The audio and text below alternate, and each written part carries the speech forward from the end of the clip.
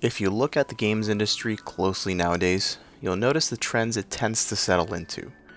Over the most recent years, we've seen multiple studios take and evolve on the Battle Royale genre, as well as some stragglers trying their hand at a not-so-new genre that is MOBA.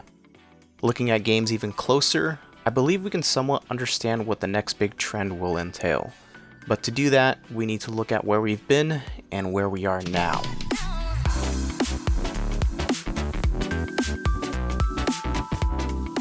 To be upfront, I won't be looking at primarily story-driven games, as they fall into a category that the industry doesn't chase as often as other genres for a multitude of reasons. That's not to say these games aren't successful, but rather harder to develop without the proper team and resources, which not all the industry has access to. Although that doesn't stop some. The Phoenix Mirror. How did you get this? My father left it for me.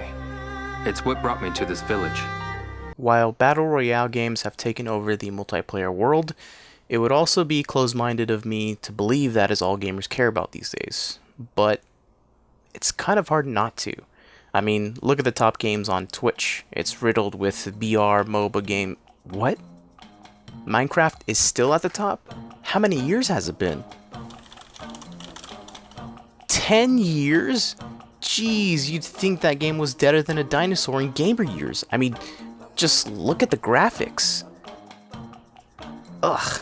Minecraft is a good example to talk about though, as it has stood the test of time, which in video game years is, well, forever.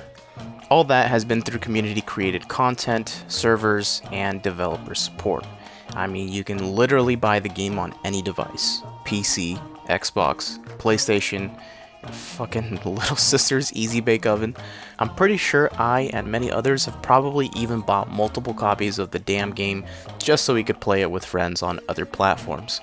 So why has Minecraft been so successful for so long? If the quote, "if you build it, they will come" holds true, then in this case I believe letting the players build it themselves have let them stay as long as they like, aka player created content and community. As I feel it's subtly important, I would also include ease of accessibility, meaning having the game available to buy on any device that can run it. With the player and community present, it seemed like a no-brainer for Mojang to continue supporting the game with new downloadable content. Just this last June, the game received a content update that made a huge part of the world new and exciting to explore yet again. It's insane to me how Minecraft still has something new for all players after so many years. With the clear success and attention Minecraft harbored, some game studios followed suit, followed the trend, but with enough variety that made the sandbox adventure genre interesting for a long time. Over the years, we got games like Terraria, The Forest, Subnautica, Roblox, Ark, 7 Days to Die, Rust. Holy shit, dude. People really like to punch trees and make crappy little huts. Like, a lot. Like, these dudes are playing it in real life even.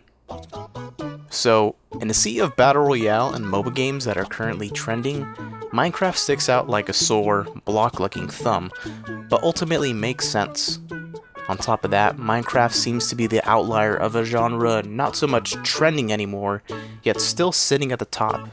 Some of these other sandbox adventure games did perform well, and the content in them was only limited to the player's imagination. Ultimately though, some of these games were unable to hit that sweet spot with community, or unfortunately just took too long to release the final product, as awesome as they may be. Now here's the point where I need to explain that since the growth and explosion of the video game industry in the past years, it's become a more outright trend-chasing industry.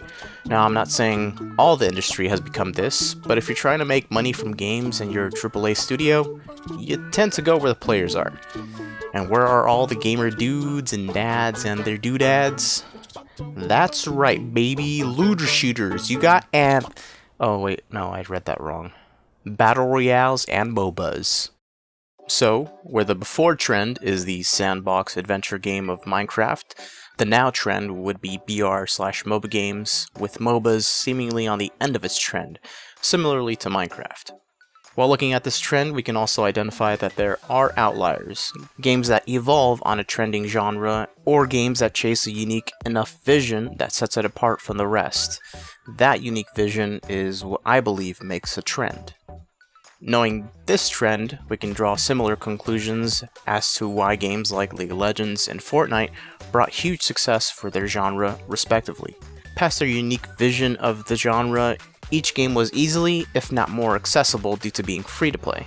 Player-driven content was also enough to vary it in each, as they had tools for their community to make and create their own content, as well as content that extended past its already interesting gameplay through character skins, emotes, a la microtransactions. Community also being a strong pillar in both games with its esports, personalities, and entertainers meant there were ways to connect with others outside of the game. Another thing to understand here is that both games, while unique, were not the first or even second game in their respective genre. Originally, MOBA, Multiplayer Online Battle Arena, was not even a genre but a mod from Warcraft 3, created by members of a strong community and originally titled Defense of the Ancients, also known as Dota. As for Battle Royale, it was also not known as Battle Royale, but a community-made survival mod from, you guessed it, Minecraft. Known as Hunger Games from the popular books and movies, the mode's inception began and evolved. It reached a small handful of games that followed the sandbox aspect, but would be subcategorized as survival games like DayZ, H1Z1, and Rust. Trend-setting games to be sure, but ultimately not as highly sought after for the industry. Through either community-driven request or developer interest, the mode evolved each time, and Battle Royale, named from the original Last Man Standing film, finally came to be.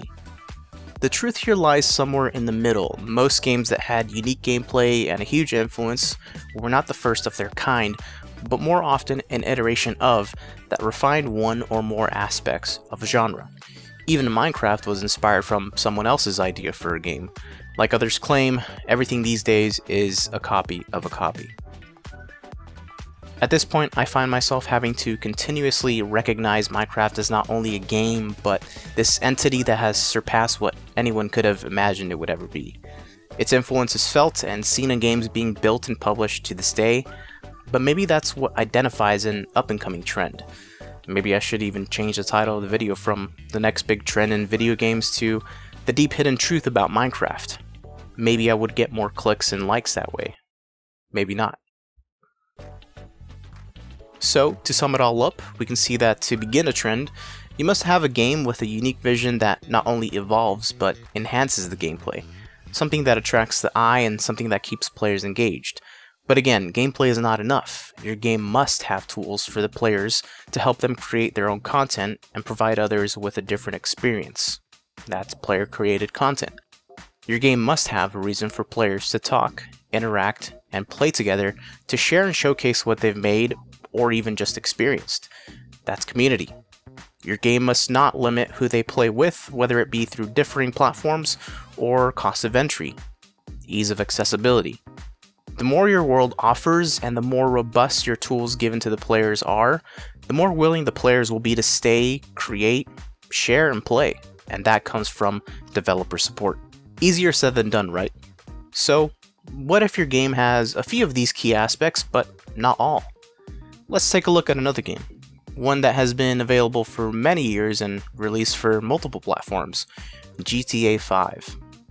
Originally, Grand Theft Auto 5 was a game with a huge world, interesting and expansive enough to bring attention to the game past its already large community online and past its intended vision as well. The game being released so long ago also made it naturally easier for others to access, with the game even being offered for free on the Epic Games Store this past May. As far as tools given to the players, it was extremely limited. When players began modding and altering the gameplay from its original form, Take-Two, Rockstar's publisher, didn't take kindly to it. Whether they believed all mods had malicious intent or not, that's not the kind of response you want when you're trying to support your favorite game. Yet the players continued and created their own tools. They weren't given anything to work with, and yet they persisted until finally Take-Two loosened up. From this, GTA 5 role-playing was born. another iteration of what people can compare to Arma 3's role-playing mod. A community was born from a world without the direct support of the developers. In this case, Rockstar built only the world, and the community came. And they came hard. Now that a man's You know what here. I'm gonna do? You trying Yeah? to get close to me and fuck There's a up my man here. guy? Yeah, now that Yeah, a you man trying to here, get you're close all to me, scared, aren't you? motherfucker? Huh? Oh, you trying to fucking suck on my neck like a wicked vampire? Yeah, you're trying to blow in my ear to get me hard a little bit, huh? Is that what you're trying to Yeah, do? you trying to get my nipples all walked up and hard? Wear your seatbelt. Don't kill us. You got it. Okay. What a joke! So you're the Billy Zuckerberg I've heard so much about.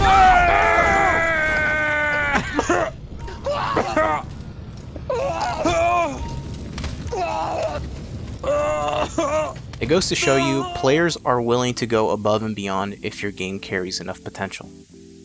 So where does this leave us? What is the next big trend? Unfortunately, as much as I want to assume a specific game or title to lead the next big trend in the industry, I can't really say, but we at least know what it will take. The next big thing might even exist at this very moment. For all we know, the next big trend is a copy of a mod that originated from a 10-year-old game with a small community on a server somewhere.